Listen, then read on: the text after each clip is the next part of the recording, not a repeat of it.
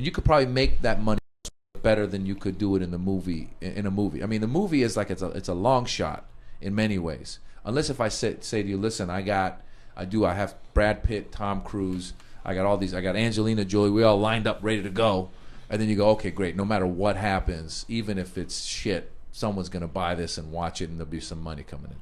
But ultimately, like what we did was we did an Indiegogo campaign, like a Kickstarter, and we raised some of the money there. That was basically the base money. And that's just people giving you money to go for it. They're like, I support you, let's do this. After that, I had a few people come on board who were like, listen, I got money elsewhere. I want to support you. I want to try this. I want to get into this world and check it out. Now, it's a long shot. The chances are, so if I make that money for that movie, let's say it is just to make it round numbers, let's say it's $1 million movie. If I make that money for that movie for $1 million, a producer one time told me, once you start making 2.5 times the investment, that's when you start getting profit. Well, there's a paranormal activity sort of thing where it costs $1 million and you make $100 million. Exactly. Or even listen, if you make it for $1 million and make $10 million, you've made money. Everyone's made money because I don't know what the exact math is, but I guess like a couple million in, now you're starting to make some money off of that because what happens is when the first money that comes in goes back to you. The money goes back to you plus a percentage. So usually what you'll say is, you're going to give me $1 million? I got to give you, on the money that we make, I got to give you $1 million back plus 15%.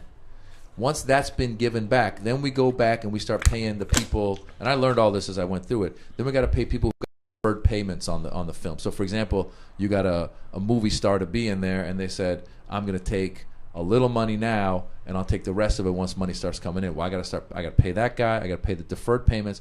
Once those have been paid, now we start splitting the money. Half the pool goes to the investor. The other half goes to the creative team.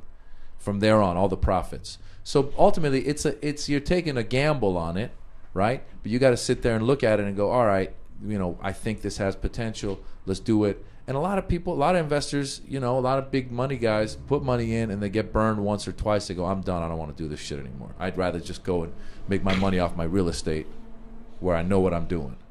Like the people who get Spider-Man 2 and, those type of movies, they've been doing it for 30 fucking years. They're in. Well, that's a studio, That's a studio, and that's where what we just talked about comes in. So those guys they spend $100 million on the film.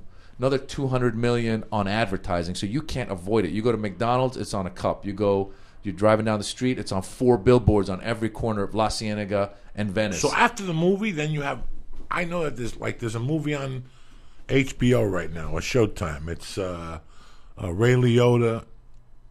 The Iceman. No. Is it on?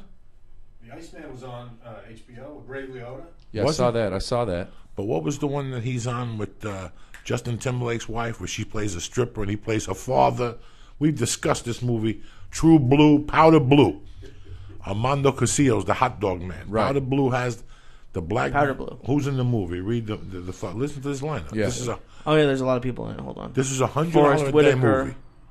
Jessica Biel, Forrest Whitaker, Ray Liotta, Lisa Kudrow, Wow. Patrick Swayze, Chris Christopherson, and that's pretty much where it ends. Wow. This is $100 a day movie that they shot and Sunset. They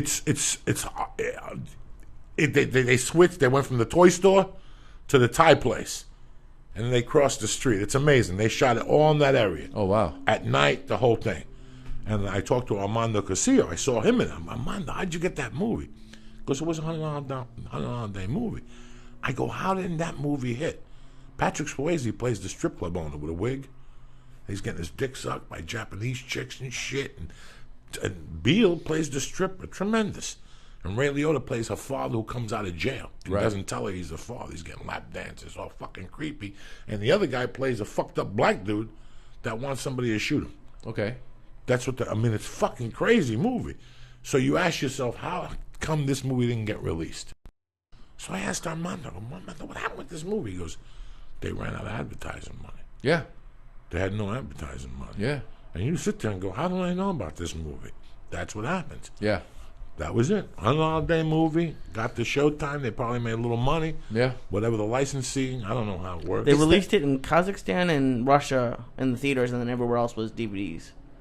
I'm telling you, man. Listen, that's the thing is you need the advertising money, and that's the battle is trying to convince somebody who doesn't know who you are, that doesn't know that there's a potential for this. And how many times have you seen the billboards all over town? You go see the movie, it's shit.